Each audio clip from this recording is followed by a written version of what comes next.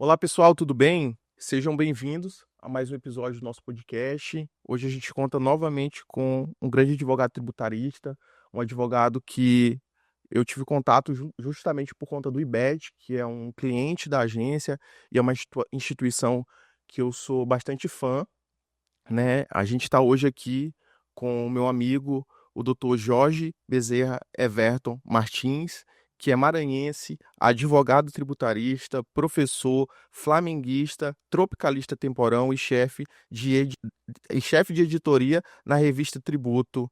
O Dr. Jorge, seja muito bem-vindo, doutor. Muito obrigado. Tudo bem, João?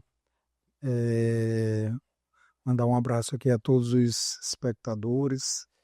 E é uma honra estar aqui, é uma honra participar e contribuir, trocar essa ideia entre a gente. Com certeza, doutor. Grande parte do nosso público são advogados. A gente tem um público jurista bastante forte. O YouTube em si, ele é uma plataforma que a gente não tem o maior número de visualizações, mas como é um público bastante fiel, então normalmente a pessoa que está na tela, que assiste o YouTube de maneira horizontal, normalmente fica muito tempo. Então é um público que costuma interagir bastante, diferente do público do Instagram. A gente vê aquele número gigante de visualizações, mas é aquele lapso, né? A gente Uhum. passa a tela, mas não é um público 10 tão fiel. segundos. Então, a pessoa que normalmente está no podcast, ela costuma ser bastante fiel. E, doutor Jorge, eu trouxe aqui um pouco da sua bio, né, como currículo, mas quem é o doutor Jorge além da bio? Quem é o Jorge?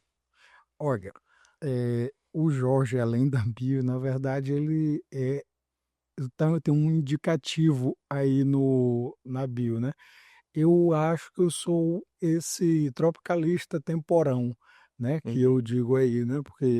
Por que tropicalista temporão? Porque obviamente, pela minha idade, eu não tive idade para ser contemporâneo do movimento tropicalista, mas é, tem a ideia que permeia o movimento tropicalista na sua Sim. mais ampla dimensão é algo que tem muito a ver com minha mentalidade, com minha visão de mundo, né? Então, eu sou essa pessoa, assim, bastante moderada, bastante aberta às opiniões, às ideias, e curioso e experimentador, assim, de procurar, como eu estou dizendo, curioso, procurar saber, procurar conhecer as coisas e Hum. compreender lados, nuances, né? E uma pessoa extremamente comunicativa, apesar de reservado, mas extremamente comunicativa. Sou um pouco tímido, mas se eu me sinto mais à vontade, eu falo muito. Então, desde criança, sempre percebi que eu ia lidar com linguagem, com contato com as pessoas, com essa comunicação. E isso tem tudo a ver com como minha vida caminhou depois, né? Sim. Eu trabalhei em órgãos públicos, fui assessor de magistrado, fui analista no Tribunal de Justiça, eh, fui assessor legislativo na Assembleia Legislativa daqui do Maranhão e fui assessor especial no governo do estado, né? Então ali sempre lidando com gente, sempre tratando, Sim. participando de conversas, né, de argumentações, de convencimentos, de costuras, de ideias. E depois advogado, como eu sempre fui, que é a minha origem, meu estado natural é a advocacia. E de uns tempos para cá, comecei o mestrado Hum. e comecei, por advento do mestrado, inclusive, comecei a dar aula, hoje dou aula e escrevo, né, muito, tenho que escrever muito, então é a linguagem, o uso da linguagem escrita e falada para me comunicar, para dar meu recado, levar a mensagem adiante, né? As mensagens que eu acredito e as minhas próprias mensagens. Perfeito. Tudo isso advindo dessa referência do tropicalismo, né? Eu acho que é um movimento que surge ali no regime militar. É, eu não sei ao certo se é um movimento mais modernista, mas eu sei que participou o Gilberto Gil, né, Caetano Veloso, inclusive eu acredito que, não sei se você compactua muito com esse tipo de música, né, mas eu sou muito fã. É, É, É assim, na verdade, o tropicalismo ele vai um pouco além de- desse, dessa, dessa ideia ali do Caetano, do Gil, da Bethânia e da Gal, né? Uhum, O tropicalismo, inclusive, para mim, a figura mais expressiva para mim uhum, do tropicalismo é um piauiense, é sim. o Torquato Neto, que era jornalista, é compositor também de músicas, mas um Uhum, poeta. Ele se expressava principalmente por meio de poemas, algumas crônicas e um jornalista, né? Ou seja, ele era um homem das letras, uhum. né? Não das letras musicadas, mas das letras em prosa e verso. Tem o Tom Zé, que eu acho que é um dos maiores experimentalistas da música, e tem outras figuras, tem os Novos Baianos. Na verdade, o tropicalismo ele nasce antes da ditadura, né? A Sim. ditadura acaba por conta dessa percepção mais liberal do tropicalismo Uhum. e contestadora, né? Eventualmente nós vamos perceber que todas as pessoas que são mais abertas, elas são necessariamente contestadoras, Questionam, né? questionador, e em um estado autoritário é Sim. óbvio que essas pessoas Vão surgir. e vão incomodar, né? Vão Sim. acabar chamando atenção pelo incômodo. Então, tem essas figuras, né? Mas também tem o tropicalismo também está no cinema, né? Uhum. O cinema novo tem tudo a ver com o tropicalismo, inclusive o Glauber Rocha era baiano. Então, o Torquato Neto, por exemplo, ele foi morar em Salvador com algo como uns 15, 16 anos, Sim. e aí encontra com esse pessoal todo da música. Ele fez várias músicas com Gilberto Gil, com Caetano, entre outros. Então, é um movimento cultural. É um movimento cultural e um movimento intelectual, que inclusive eu acho até que eles não o percebiam como tal, né? Diferente, por exemplo, do modernismo que houve lá em São Paulo, Sim. em que aquele movimento cultural, intelectual, artístico foi feito de maneira Intencional. intencional. Eles faziam aquilo ali de maneira metodológica, com intenção. Sim.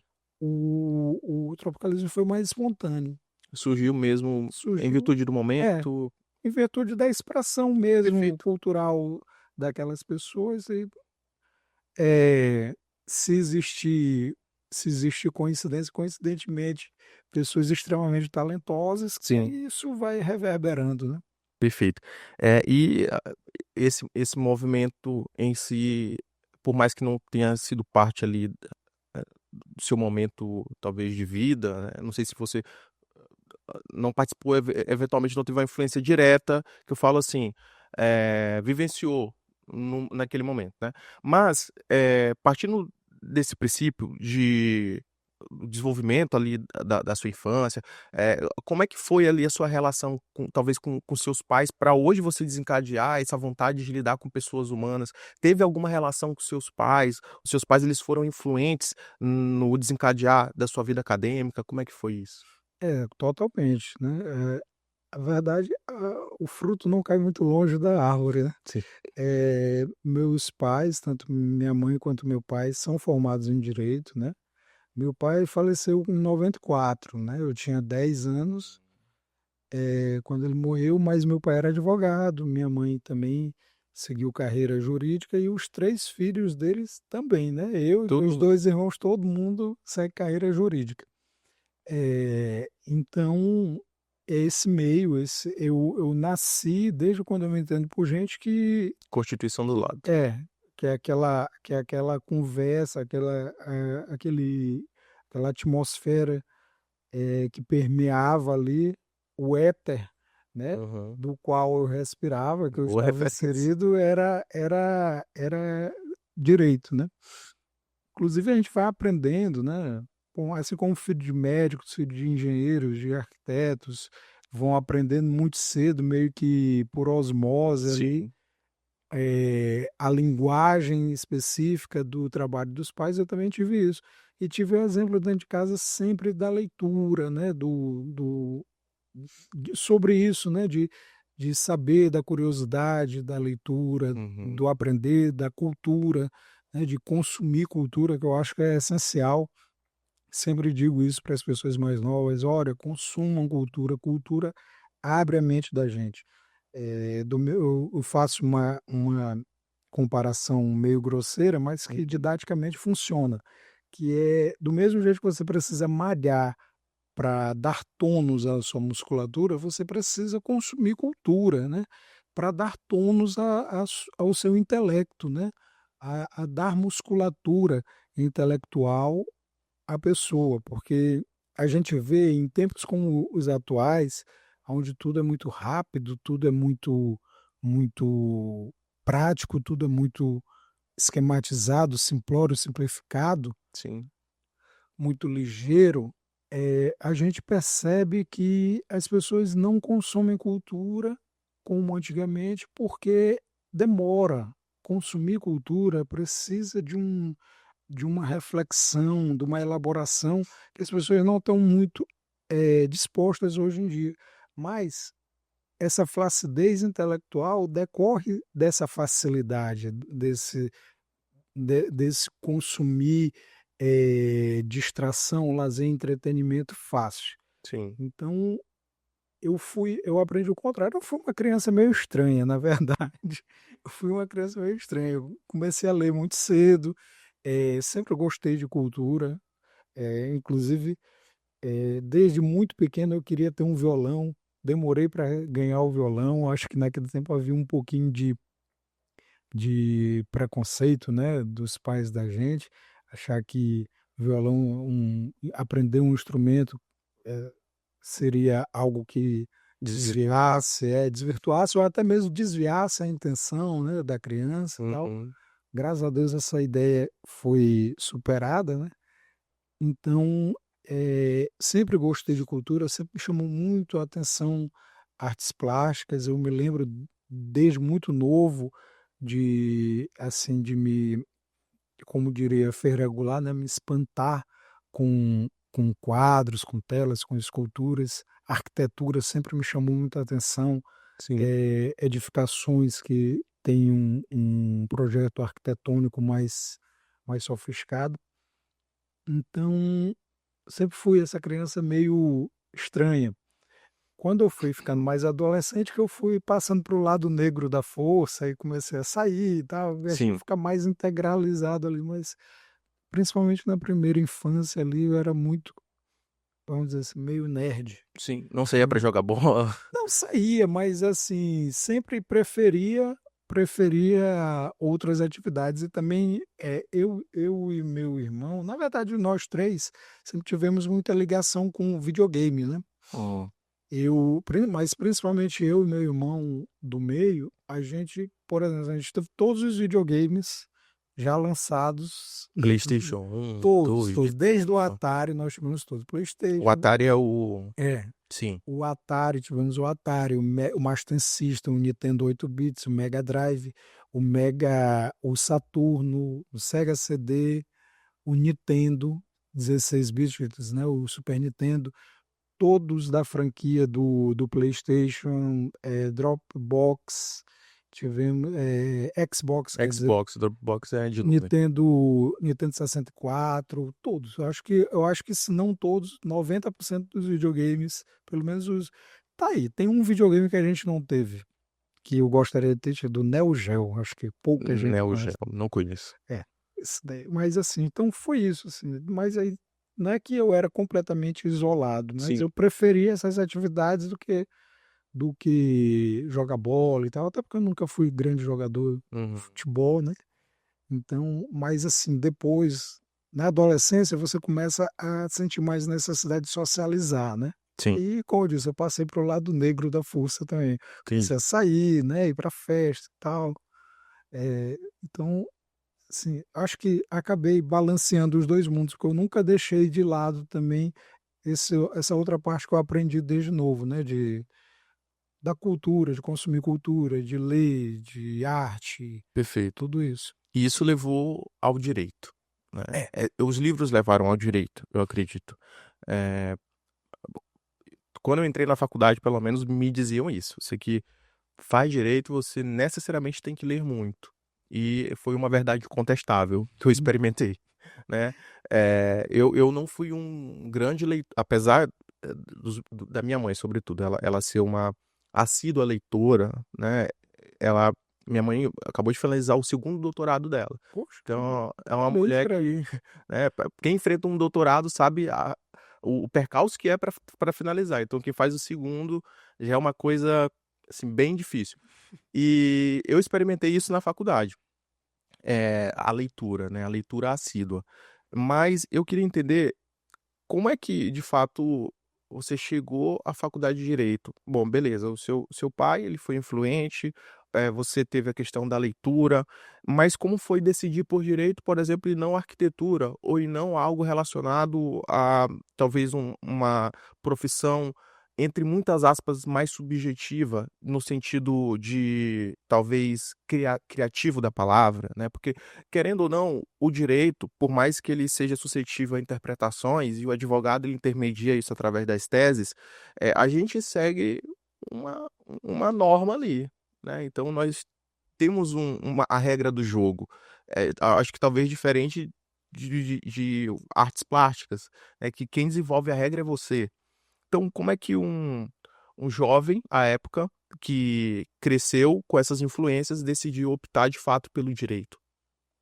Olha, tu falaste aí, você taxa a arquitetura como um exemplo, e na verdade eu acho que se eu não tivesse optado por direito, os dois cursos, as duas profissões que provavelmente eu teria seguido seria arquitetura ou economia.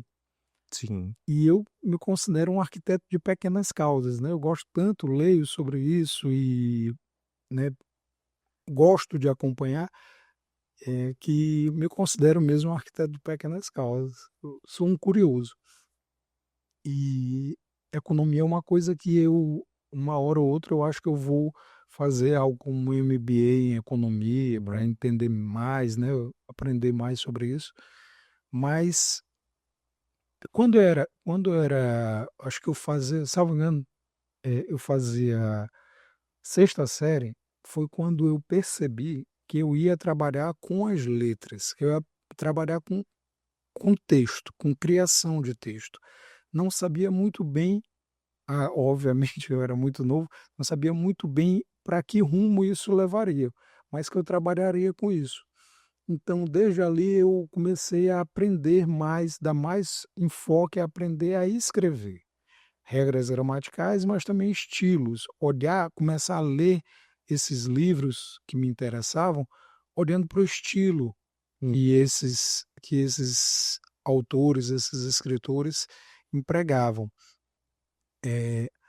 Mas, na verdade, a influência, a interferência foi dentro de casa, né? Porque como eu sou mais novo, quando eu fui fazer a faculdade, meu irmão já fazia faculdade de direito. Ele sim, desde os 7 anos, ele sabia exatamente o que ele queria para a vida dele, ele Uhum. dizia desde criança o que que ele queria, e ele executou de fato. Ele hoje exerce a função, desculpa, que ele sempre quis exercer. Sim. Sempre tive muitas dúvidas. Sou uma pessoa até hoje muito cheia de dúvidas, né? Então, o meu receio maior, quando fui chegando perto do vestibular, o meu receio maior era se eu estaria optando por direito por Influência. influência ou por uma opção real minha. E mas quando vai afunilando, todo o processo decisório é meio assim, né? Por mais que a gente tenha dúvida, a gente acaba tendo que dar uma higienizada naquele quadro para e tomar uma decisão, seja certa ou errada, é melhor tomar uma decisão e depois ter que dar um freio de arrumação, mudar a rota, do que não tomar decisão nenhuma, afinal de contas. Então, ainda que com alguma incerteza, eu escolhi o curso de direito, porque não me parecia algo, apesar de parecer muito óbvio, Uhum. por outro lado, não era algo que eu tinha tanta certeza, porque eu não conhecia com tanta profundidade, entendeu? Eu conhecia ali naquela rasura do que eu estava ali vivenciando, vendo, e, por exemplo, se meu irmão tinha começado a fazer a faculdade, estava nas primeiras letras jurídicas, Sim, então era muito pouco o que eu sabia para eu ter convicção daquilo. Eu não tinha aquele tino que muitas pessoas têm, mas eu precisava conhecer um pouco mais. E aí, conforme eu fui conhecendo um pouco mais, já no segundo, terceiro período, eu fui vendo que aquilo ali realmente era algo que me encantava e que me instigava bastante. Então, foi assim, eu não nasci sabendo. com essa vontade de trabalhar o direito, eu não tive esse instinto, mas descobri a vocação já num segundo momento, já dentro da faculdade. Entendi. Você formou aqui em São Luís? Formei aqui em São Luís, formei no Perfeito, Selma, fiz perfeito. faculdade no Selma de 2002 a 2006. 20 anos, né? 20 anos, vou De fazer em forma... dezembro 20 anos de formado. Então tem uma trajetória aí gigante, né? Mais de 2 décadas. E essa trajetória, ela começa do direito tributário ou não? Não, não. Direito tributário foi assim, uma situação muito ao acaso. Na verdade, eu, eu logo que eu me formei, eu tive um acidente no começo do último semestre de faculdade que fez com que eu tivesse que fazer uma cirurgia no dia 31 de dezembro de 2006, Uhum. meio que de urgência, e eu tinha passado na primeira etapa da OAB e a segunda etapa era no dia 14 de janeiro. Nossa. E aí eu acabei não conseguindo terminar a prova, que eu estava com a barriga costurada e tal, e enfim, não passei. Aí não consegui terminar a prova, não passei, tinha a prova de abril. No tempo eram 3 provas no calendário da OAB.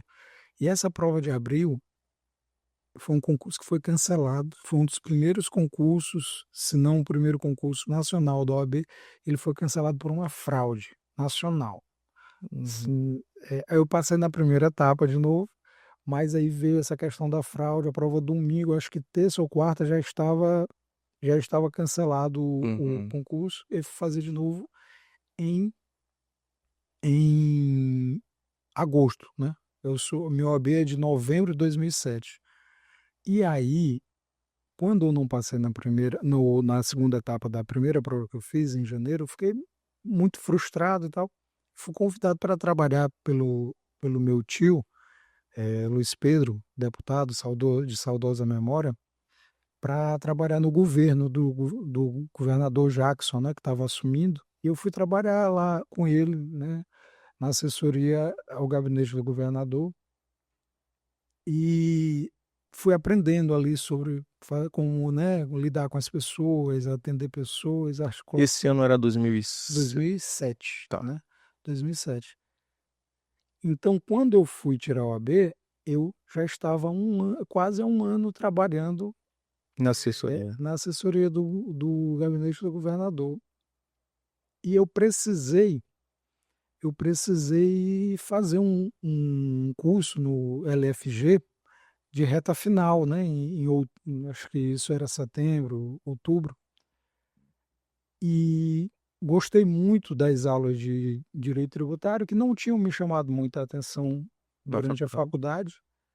Tanto é que eu fechei essa prova de direito tributário, né? Uhum. Do concurso de agosto, do exame de agosto, quer dizer. E aí aquela coisa registrou na minha memória, aquele gosto e tal.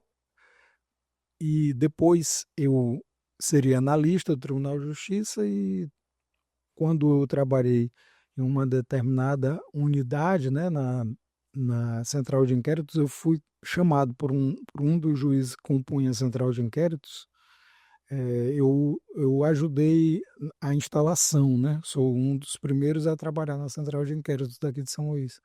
Fui chamado por um dos juízes que trabalhavam lá para tratar sobre um caso de direito tributário, Sim.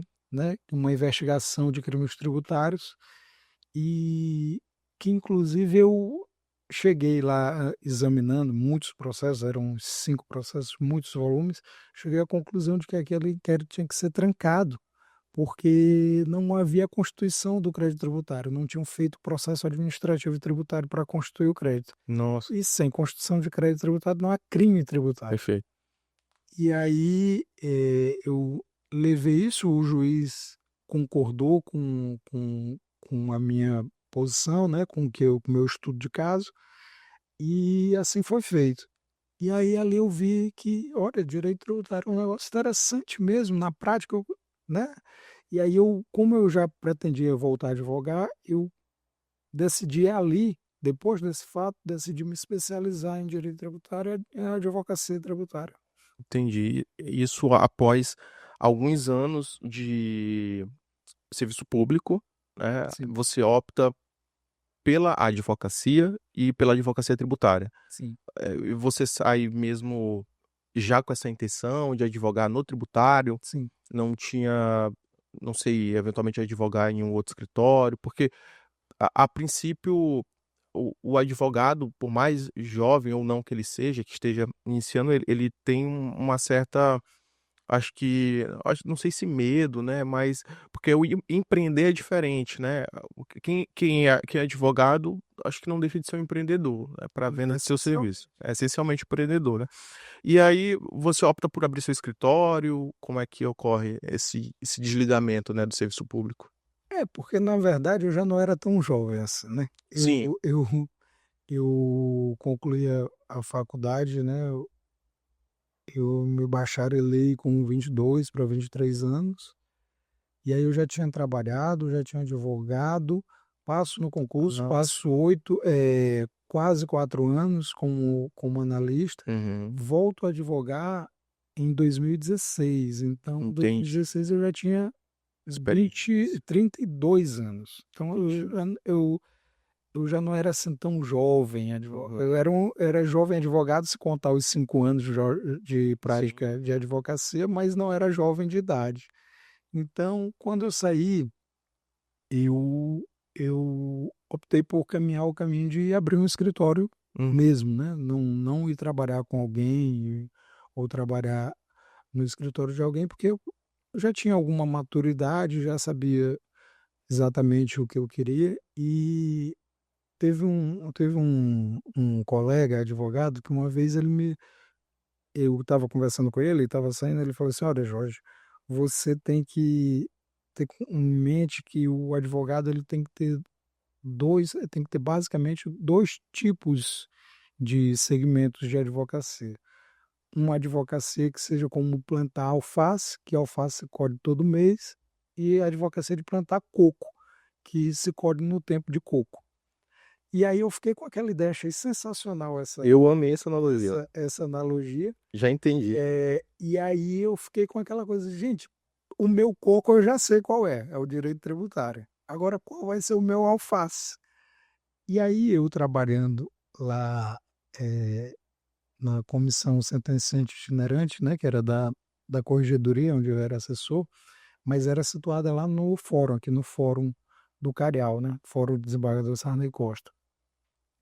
E aí eu olhando a cidade, né, isso em 2014, 2015, eu olhava a cidade e via que, diferente da cidade que eu me compreendi nela, né, Uhum.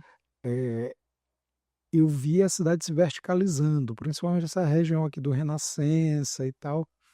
E aí eu tive essa sacação. Cada um desses prédios é um potencial cliente de assessoria jurídica, né, para condomínio, direito condominial e tal. Isso. E aí eu fui atrás. E aí eu descobri, né, como é que funcionava, quais eram as demandas básicas, e sempre tive essa coisa de procurar saber também, procurar cursos fora. Sempre gostei muito de ir a São Paulo fazer algum curso quando eu queria aprender alguma coisa. E assim eu fiz. Eu fui em São Paulo, fiz uns 2 cursos lá em São Paulo. Conversei com algumas pessoas que tinham agências não, empresas de administração de condomínio, alguns advogados também da área. E E aí então decidi, a minha estratégia era essa, trabalhar com direito condominial para ser o alface, né? E Uhum. com direito tributário para ser o coco, né? Porque o direito condominial era algo que me daria dinheiro mais rapidamente, né? Recorrência maior. Maior recorrência, né? fazia cobranças, cheguei a ter mais de 40 condomínios na minha carteira de cobrança, por exemplo. Olha que maravilha. E aí, e fazia cobranças e fazia a consultoria, assessoria e consultoria, né? E então foi isso. Aí eu fiz essa estratégia, segui ela à risca, né? Depois fui saindo da área de direito condominial e hoje acho que 70% do escritório funciona para direito tributário. O restante pega o empresarial, tem trabalhista, né? O empresarial, assim, né? Para o ramo empresarial, não o direito empresarial. Mas também advogo ações de questão societária, de matéria empresarial, que eu também sou especialista tenho pós-graduação em direito empresarial. Sim, Mas hoje é isso. Hoje entendi. caminho, graças a Deus, Eu, consegui construir nesse sentido. eu fiquei com uma dúvida. Eu ouvi uma vez, inclusive, entrevistando o doutor César Pires, né, do PMS Advogados, Sim, grande advogado. grande advogado. Ele e o Diego Sim, Menezes, o sócio duas deles, referências. são grandes advogados, Sim, são da minha geração, grandes advogados muito bem-sucedidos e ótimas pessoas. sensacional. São nossos clientes, inclusive, e numa oportunidade de falar com ele me contou um pouco de uma história semelhante a essa sua em relação à captação mesmo do cliente, né? De ir atrás do cliente e não esperar as coisas acontecerem. No caso dele em específico, ele chegou um momento que eu acho que ele ia advogar para taxista, porque havia uma determinada tese, e aí, como é que ele fez para prospectar esse cliente? Aí, por isso surgiu a dúvida de como você eventualmente prospectou esse cliente do condominial. Ele basicamente entregava educação, ele ia nessas companhias de táxi e pedia para palestrar, para trazer, elucidar eles a respeito de um determinado direito. E eu achei isso fantástico, né? Porque ele tomou a iniciativa de bater na porta da companhia e dizer, ó, tem essa determinada direito aqui que provavelmente vocês têm, e eu queria que vocês me dessem a oportunidade de eu falar para você e para os seus, né, amigos a respeito disso. E ele começou a crescer muito nisso, até um ponto que ele chegou no empregador, né? Mas como é que foi essa sua trajetória para você conseguir captar esse cliente, né, do condomínio? Você realmente bateu na porta e, olha, eu sou Jorge, presta assessoria, como é que foi? Olha, eu achei muito engenhosa essa ideia dele e me lembrou, essa questão do táxi, me lembrou dois cases que eu conheço nesse sentido. Esse de fazer o approach por meio de educação, essa foi a estratégia do, do Guilherme da XP, Guilherme Benchimol. do Benchimol, né? Ele ele fez isso. Na verdade, a XP inicialmente ela já estava deficitária e eles conseguiram sair do vermelho justamente Sim, vendendo cursos, apostilas e enfim. Eh, e, e acabou criando essa autoridade para a parte da atividade fim, né, da sim, corretora dele. E o outro que eu me lembrei, que tem tudo a ver com táxi, tem a ver com prospecção, que foi eu vi, eu não me lembro qual o nome dessa pessoa que eu inventou, mas é o do 99, hum. né? Do aplicativo de. Eu acredito que é brasileiro. Não, ele é brasileiro, a pessoa é brasileira, é um carioca. Ele contando que ele inventou o 99, fez o aplicativo, mas ele não conseguia botar os táxis para usar, porque o 99 antigamente era só para táxi, né? Uhum. Inicialmente era um aplicativo voltado para cadastro de taxistas, diferente do Uber. E aí ele disse que depois de muito tentar, muito tentar, muito tentar, ele teve uma ideia que foi ele fazia isso indo do Leme até, na verdade, do Leblon até a Glória. Ele passava todo o litoral da Zona Sul, todas as Uhum. praias da Zona Sul e até a Glória, quase no centro. Quase que diariamente ele fazia esse percurso. Onde ele foi fazer letramento Isso. digital do celular com os taxistas. Os taxistas cheios DVDs piratas, ele foi mostrando que eles podiam acessar o YouTube pelo celular, podiam assistir vídeos, o que eles quisessem, pelo celular. Ele foi ensinando, conforme ele foi ensinando, ele começou a dizer assim, olha, tudo bem, eu vou te ensinar, mas deixa eu botar o aplicativo no teu celular. Aí ele foi, Hum, aí ele foi conseguindo criar ali um corredor de usuários, e aí o resto foi história, né? perfeito. Mas e Aí no o meu seu caso, caso? pois é, no meu caso, eu tive basicamente dois caminhos. Um foi buscar administradoras de condomínio e apresentar meu trabalho e me colocar como parceiro dessas administradoras, né? E, e funcionou, porque assim você acaba pescando de tarrafa, né? E Uhum. não de anzol, Sim. né? Para quem não sabe o que é tarrafa é rede de pesca, viu, gente? É, e o outro meio foi mesmo fazendo assim uma divulgação de boca a boca, procurando alguns condomínios. Eu fiz uma mala direta que não funcionou muito, mandando informes, tipo informativos para alguns condomínios, mas confesso que não funcionou. E no tempo, não sei como é que é hoje, mas no tempo também funcionava muito questão que faziam como se fossem processos de licitação em condomínio, faziam tomadas de preço, né, e de apresentação. Os condomínios faziam uma assembleia e os escritórios que quisessem ofertar seus serviços apresentavam uma proposta e a assembleia escolhia. Também acho que no tempo, não sei como é que é hoje, mas no tempo eu acho que não foi o melhor caminho, não, porque a disputa era muito renhida e às vezes você ficava muito exposto, algumas vezes havia confusão ali dentro do condomínio que acabava resvalando nas pessoas que estavam ali apresentando propostas de maneira independente, imparcial, né? Então, não tenho boas lembranças dessa parte. Acho que uma ideia muito boa é essa, é procurar Elucidar. as empresas de administração de condomínio, Uhum. buscando parceria, que é mais ou menos essa mesma ideia que o César Filho ele deu, né? Sim. De levar uma elucidação das questões do condomínio para a empresa, que muitas vezes ela não tem essa informação, Uhum. e dar algum suporte jurídico para ela e aí abrir, por meio dessa relação de confiança que você cria, abrir contatos com esses condomínios. Porque necessariamente vai ter que ter um processo de convencimento também com o condomínio, mas ter uma empresa, ou quantas empresas você puder, como um agente de abrir portas para esse contato, é sempre muito melhor, até porque essa empresa ela vai estar emprestando a credibilidade dela junto àquele condomínio a você, né? E Sim. você também deve procurar honrar essa credibilidade que está Uhum. sendo emprestada. Mas acho que a dica que eu dou é essa. Perfeito. E aí a gente caminha para o direito tributário, né? O direito tributário que hoje é o core do seu negócio, do seu escritório.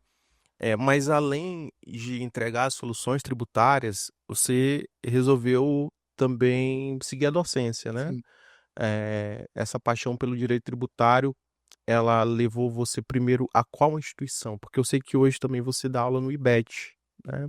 Não, Não, eu sou mestrando no IBET. mas não leciona também? Não, não. Eu dou aula, eu comecei a dar aula agora semestre passado, segundo semestre de 2025, eu comecei a dar aula na UEMA como professor voluntário, porque é uma exigência, né? O crédito de docência, o estágio docente. Uhum. Eu comecei a dar aula, devo continuar agora ainda esse ano, Sim. e talvez ainda esse ano eu comece a dar aula como advogado, como eu Professor, sou seminarista no IBET, mas ainda, maravilha. ainda não iniciei, não. Eu tinha isso na minha mente, É porque tem claro. alguns professores aqui, o Uhum. IBET tem uma unidade aqui em São Luís, né? Sim, E tem alguns professores locais, né? São os professores seminaristas. certo. Então, como é que funciona essa questão da docência para você? Como é que iniciou? Foi justamente no mestrado? Foi, foi. Na verdade, eu durante a faculdade, depois que eu me formei e comecei a trabalhar, eu nunca senti essa vontade de dar aula, nunca tive esse interesse por vida acadêmica, pesquisa científica. Sim, Mas eu acho que aí, só que o que que acontece? Óbvio que quando decido, opto por trabalhar com direito tributário, que é uma matéria assim, que tem um grau de complexidade maior, né? Não exige um aperfeiçoamento maior. Eu fui buscando ali fazer cursos de extensão, né? Fiz pós-graduação também em direito tributário, mas lembrando dos tempos de faculdade, eu lembrei do curso de direito tributário do professor Paulo de Barros Carvalho. E já sabia, então, que havia o IBET, né, o Instituto Brasileiro de Estudos Tributários, que era capitaneado pelo nosso professor, nosso eterno mestre, de saudosa memória também. E aí eu fui procurar saber de cursos, né? Cursos de extensão, né? Do IBET. E fiz alguns cursos de extensão, tem a Noesis, que é a editora, comecei a consumir também esses livros, e daí, desse aprimoramento profissional, do aprimoramento de conhecimento aplicado, né, profissionalmente, começou a me vir uma ideia de ir lecionar. para o próximo, não, de ir para o próximo nível, né, Sim, e fazer um mestrado. E aí eu comecei a pensar sobre isso em, acho que 2022, 2023, e acabei fazendo foi reativado o IMAET, o Instituto Maranhense de Estudos Tributários, uhum, do qual eu também sou membro, e acabei decidindo fiz essa seleção no final de 2023 e entrei no mestrado de 2024. E me apaixonei completamente pela, pela pesquisa científica, né, pela produção acadêmica, mas mesmo assim eu entrei no mestrado sem pensar em dar aula, sem pensar em docência. Pensava mais em escrever, estava mais preocupado em ser mestre para me equipar em condições de escrever do que em dar aula. uhum. E só que durante o mestrado e com a necessidade do estágio docente, né, que é curricular do mestrado, eu tinha que dar aula, então me dispus a isso, já que eu tinha que fazer, eu fui fazer de coração aberto, né, da melhor forma possível. E aí sim eu me encantei também com a docência e acho que não vou parar, não. Uhum. Acho que continuarei aí dando aula e tenho pensado nisso. E, por exemplo, eu também pensava fazer só mestrado. Hoje em dia eu já cogito como real a possibilidade de eu buscar um doutorado assim que eu terminar o mestrado. Entendi. Então acho que eu entrei para valer e para ficar aí na pesquisa científica e na atividade acadêmica. Perfeito. E agora, doutor Jorge, falando um pouco sobre atualidades, né, do mundo tributário. A gente tem aí o recém-notícia, talvez a mais atual, que é em relação ao Código de Defesa do Contribuinte. A gente tem o Código de Defesa do Consumidor, que é algo totalmente, totalmente não, mas é diferente ali, são coisas diferentes. Só que agora com o Código de Defesa do Contribuinte, o que que muda? O que que a gente tem aí de novidade em relação a isso? Sobretudo nesses tempos, talvez, de um pouco de insegurança tributária que estamos passando, né? Muita gente fala sobre um manicômio tributário brasileiro que muda toda hora. O que que tem de novo? Eu gostei da citação que tu fizeste, manicômio tributário do professor Alfredo Becker, é, mas vamos fazer também justiça. Ele fala de manicômio tributário, mas ele também tem um livro chamado Carnaval Tributário. Sim, Carnaval é, tem, tem a ver, né, com um certo grau de desordem, mas é aquele negócio, né? Uma desordem com método, né? Uhum. Então tem um lado também mais positivo. É intencional. É, então assim, essa loucura do manicômio tributário também tem método. É uma loucura com método também. Tem objetivo por trás. Não é uma loucura aleatória, não. Mas assim, é justamente isso que eu acho que a reforma tributária ela tem como principal valor, né? Como principal objetivo e penso que irá conseguir atingir esse objetivo, que é uma previsibilidade maior, uma clareza, uma transparência, uma simplificação maior. Inclusive tem o princípio da simplicidade, né? Na, que foi estatuído na Constituição como um dos princípios do novo sistema tributário.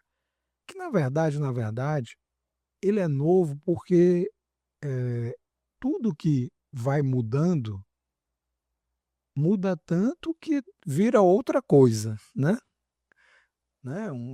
Você tem aquela alegoria que diz que um barco que vai trocando as peças ao longo do tempo, ele vira outro barco ou ainda é o mesmo barco, né? Uhum. Se todas as peças dele já foram trocadas, ele continua sendo o mesmo barco ou ele já é outra embarcação. Então é meio isso. O sistema tributário, ele realmente, inclusive a dicção da emenda constitucional da reforma, ela diz que ela está inaugurando um novo sistema tributário, mas esse novo sistema tributário ele não é completamente diverso do sistema tributário anterior, porque na verdade nunca é. São Uhum. construções, o nome mesmo diz reforma, né? E, e aí eu me lembro muito de Edmund Burke, né? Que,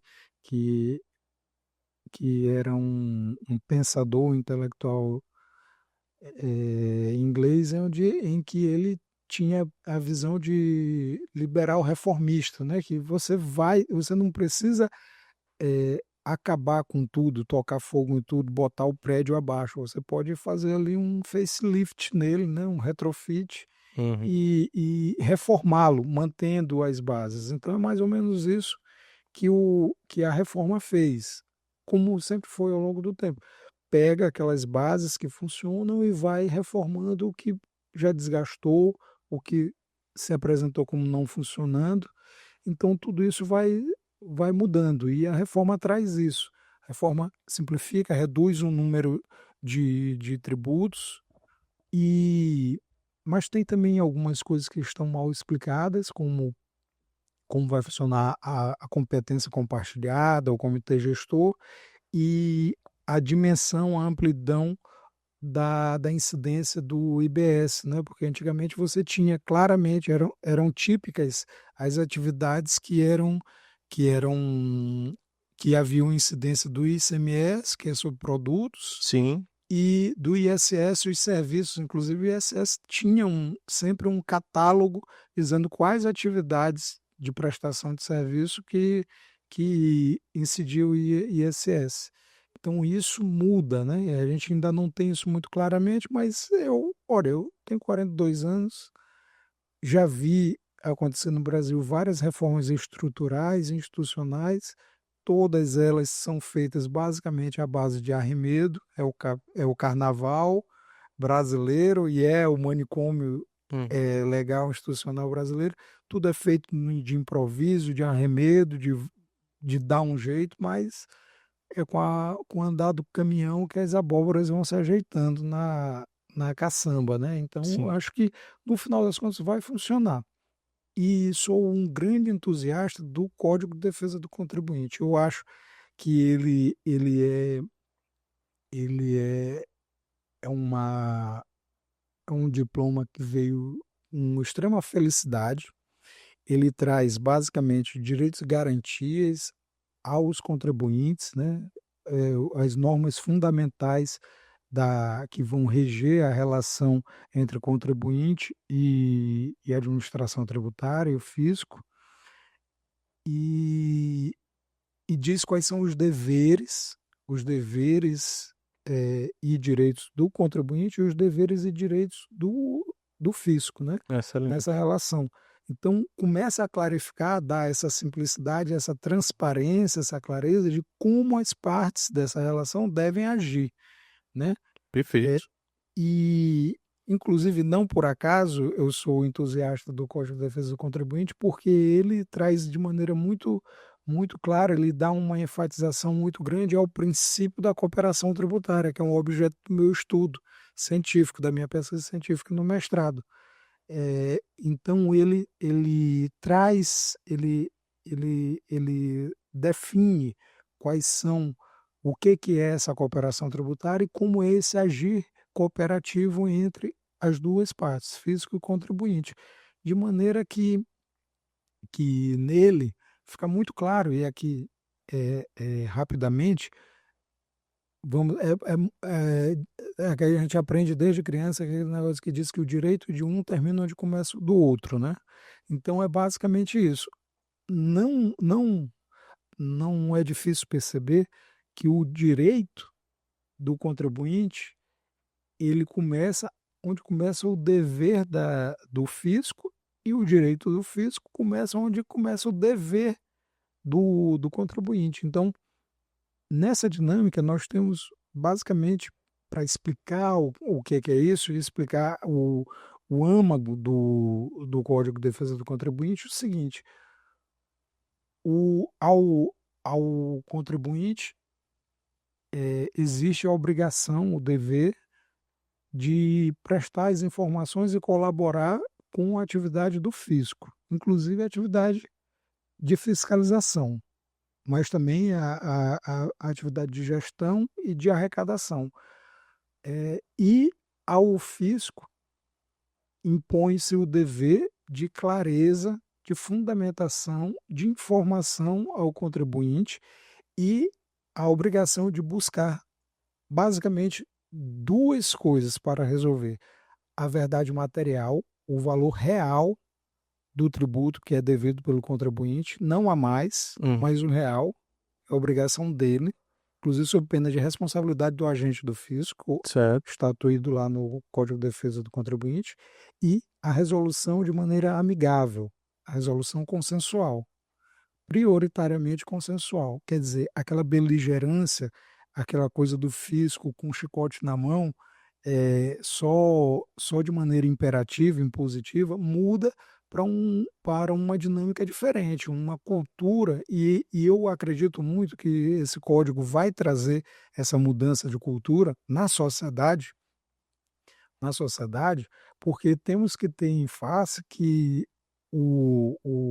a autoridade competente para dizer o direito, eh, tanto desde o juiz, já numa esfera mais elevada, que é a esfera judicial, seja o auditor fiscal, ainda lá no início da relação tributária, são seres humanos, são pessoas, são seres sociais. Então, é a mudança da consciência do ser social que vai fazer a mudança da cultura também dentro das esferas de competência, de poder, né?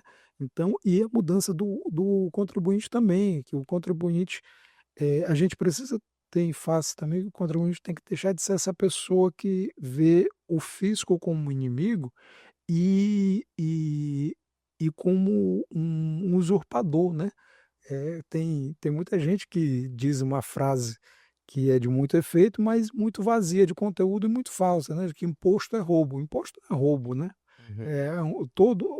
Na verdade, um bom funcionamento das relações do fisco, de contribuição, denota que aquela comunidade é uma comunidade civilizada, né? Quanto maior o nível de civilização, menos beligerância e menos conflito tributário existe. Os conflitos tributários em excesso, como a gente vê no Brasil, eles existem por conta de uma cultura de adversariedade entre fisco e contribuinte. A gente precisa mudar isso.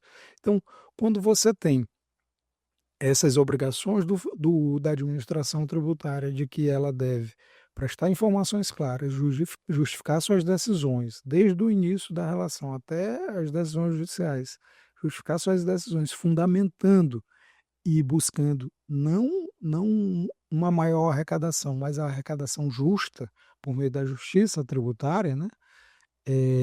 Nós temos aí o direito. É por isso que eu disse que o direito de um começa no dever do outro.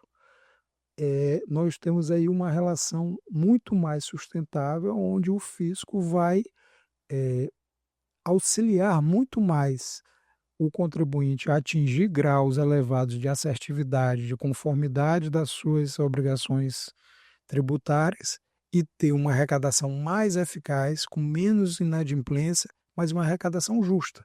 Nem um real a mais, nem um real a menos do que do que de fato deve ser cobrado. Perfeito. Né? O contribuinte ele tem direito a pagar menos impostos. Então, por exemplo, planejamentos tributários não podem ser execrados pelo fisco. O fisco tem que entender e, se há alguma dúvida daquela autoridade competente, buscar a explicação, as justificações do contribuinte, em vez de simplesmente abrir um auto de infração, sancionar o contribuinte sem a mínima dialética, sem prestar esclarecimento e orientação. Isso é uma das obrigações que vem também, é a obrigação pedagógica do fisco de orientar, antes de punir, antes de sancionar, orientar. Aí, claro, se o contribuinte não, não resolve, não segue a orientação ou não justifica porquê da postura dele, aí, obviamente, esse contribuinte não está também cooperando, não está colaborando, ele tem que ser sancionado. Perfeito. Excelente explicação. E acho que ficou claro para todo mundo a respeito do Código de Defesa do Contribuinte. Eu acho que vai ser uma excelente solução, né? Principalmente pelo elucidar o contribuinte que se fica avesso, às vezes, a esse tanto de lei, né, que muda toda hora e que, às vezes, essas notícias, elas são muito, assim, confusas para muita gente, porque elas tentam tornar sensacionalista, né, boa parte dessas atualizações. E que bom que a gente pode contar, né, como profissionais como o Dr. Jorge para poder contribuir com isso. Eu queria só te dizer uma coisa justamente sobre essa questão do sensacionalismo. Eu vejo com o sensacionalismo, por exemplo, pontual aqui no Código de Defesa do Contribuinte, pessoas que elas se colocam contra a norma que veio relacionada à tipificação do devedor quanto mais. Sinceramente, eu não sou contra isso. E eu não acho que essa tipificação, essa qualificação do devedor quanto mais está previsto dentro do Código de Defesa do Contribuinte, inclusive não guarda em si nenhuma, nenhuma discrepância. Porque quando você diz o que é um devedor quanto mais, um contribuinte que não cumpre com suas obrigações, porque ao não cumprir com as suas obrigações, ele também está lesando todos os outros contribuintes e o Estado. Você defende o bom contribuinte, Sim. entendeu? Uhum. Porque você distingue, diz, olha, tem o bom e tem o mal. Então, se você não é o mal, você vai ter um outro tratamento, um tratamento mais amigável, um tratamento com benefícios, inclusive tem benefícios previstos para os contribuintes, para os bons contribuintes, inclusive de redução de carga tributária. Então, às vezes, eu lamento muito, mas às vezes as pessoas buscam a crítica pela crítica para engajar, para chamar a atenção. Só que assim acaba prestando um desserviço à sociedade, porque quando você fala sobre uma determinada matéria, e não só de direito tributário, presume-se a veracidade do que você está falando, presume-se que a sua informação é uma informação correta. Perfeito. E ao desinformar, a gente tem aí, é o que o César Maia, ex-prefeito do Rio de Janeiro, cunhou como factoide, né? São os factoides. Você cria um fato, um burburinho de discussão que, na verdade, não condiz com a realidade. Então, lamento muito que essas coisas aconteçam e, no caso concreto, não acreditem, gente, que a distinção do devedor quanto mais seja um prejuízo para o contribuinte. Na verdade, é uma forma de proteger, de defender o bom contribuinte, sem dúvidas. Perfeito. Doutor Jorge, para finalizar, eu queria que você contasse um pouco da sua experiência, né, uma experiência um pouco mais pessoal, do Caminho de Santiago, que você fez recentemente, né? Para não cometer uma gafe, eu vou voltar aqui. Eu sei que você fez ano passado, né, o Caminho de Santiago de Compostou. Compostela. E qual é a sua relação, né, com essa questão um pouco também da religiosidade? Como é que você enxerga isso e talvez contribuir para sua vida? Olha, vou começar desse ponto. Eu acho que cada um sabe de si, cada um faz suas escolhas, mas eu acho que é bom ter religião, seja ela qual for a religião. Eu não vejo distinção, não acho que a religião que eu professo a minha fé seja melhor do que a religião, do que qualquer outra religião. Você, inclusive, pode ser monoteísta, politeísta, pode ser o que for, mas eu acho que faz bem para o ser humano ter fé, acreditar em alguma coisa, algum órgão, alguma entidade divinal superior. Porque, assim, primeiro, eu nunca, eu sempre, eu fui criado em uma família que professa a fé cristã, então eu não sei como é que é não acreditar em Deus ou em uma entidade superior, divinal. Mas eu acho que é um vazio muito grande, porque na hora do pega para capar, na hora do aperreio, a gente se apega nessa força. Então, no caso meu, que eu sou cristão, em Deus, em Jesus, e no meu caso, que sou católico, em Nossa Senhora e nos santos de minha devoção.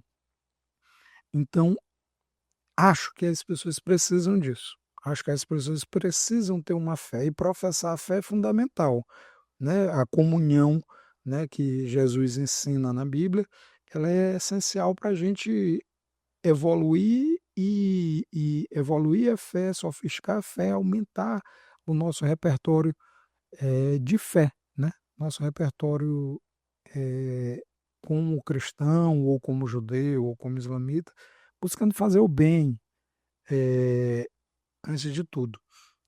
Comungar, né? Essa comunhão também é uma relação de cooperação, de misericórdia, de compaixão um com o outro.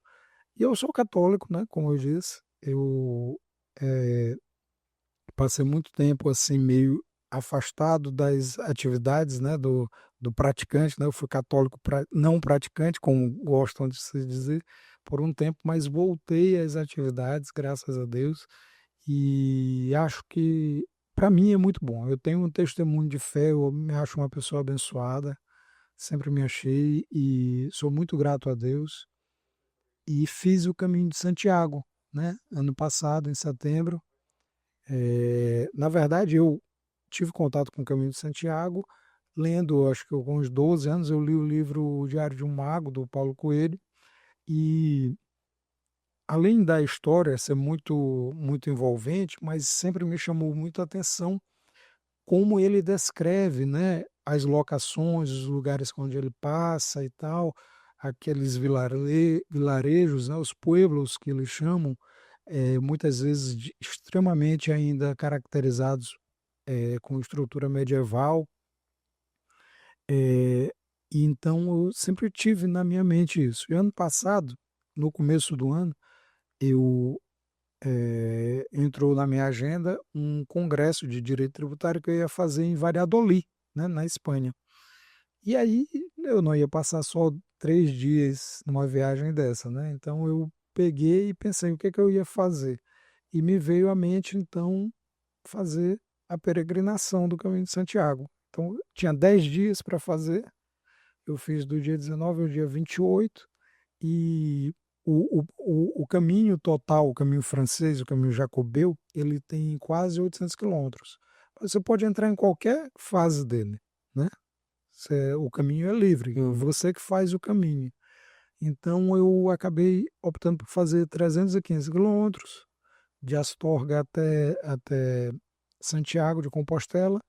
E assim, olha, sinceramente, toda peregrinação é isso, não é só aquela peregrinação, mas toda peregrinação feita imbuída de contrição e reflexão é, é muito boa. e faz a gente refletir sobre a vida, sobre a nossa essência e sobre a nossa fé.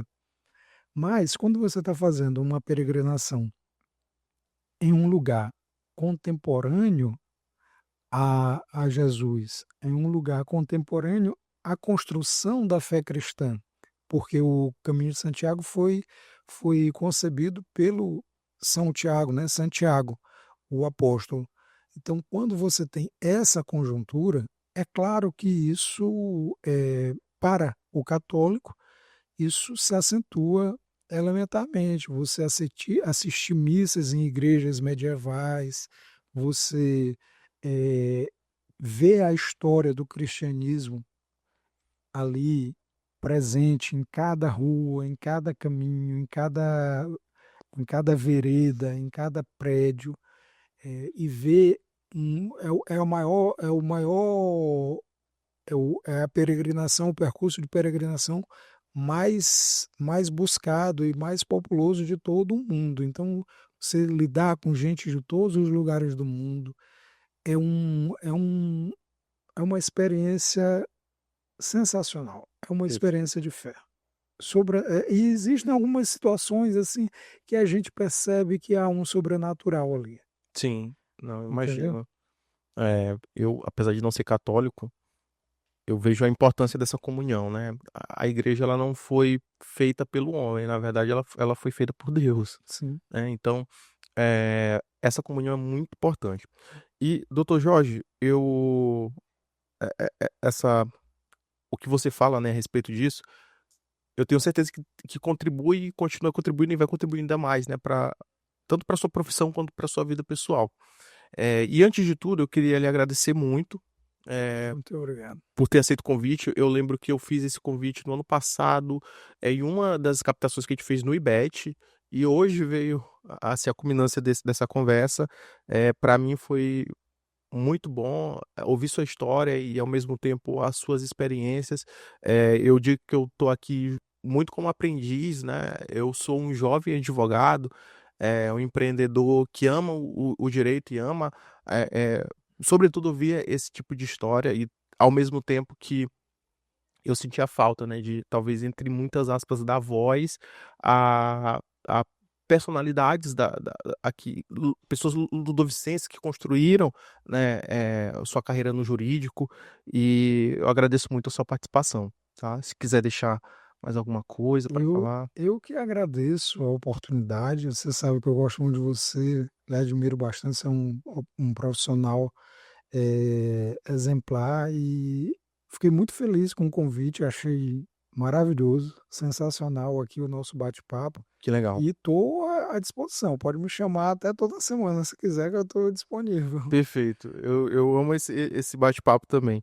E para você que ficou até o final, eu agradeço muito eh, a audiência que a gente tem tido, sobretudo nos shorts. Tem muita gente que vem para os shorts, doutor Jorge. Ele curte os shorts lá do YouTube, que é como se fosse um Reels do YouTube, e acaba não se inscrevendo no canal. Então, para você, se inscreva no canal, vou deixar as redes sociais do doutor Jorge para você acessar. Tem rede social do seu escritório, doutor? Ainda não. Não, no escritório não. Perfeito. Inclusive, boa ideia. Ó, essa é uma Gente, inscrevam-se no canal. importante. É importante. Vamos criar essa cultura também do diálogo, dessa Sim, produção de podcasts aqui em São Luís. é muito. Isso no meio jurídico de São Luís é Uhum, essencial que a gente tenha isso. perfeito. Então, o recado final é esse, e a gente se encontra no próximo episódio.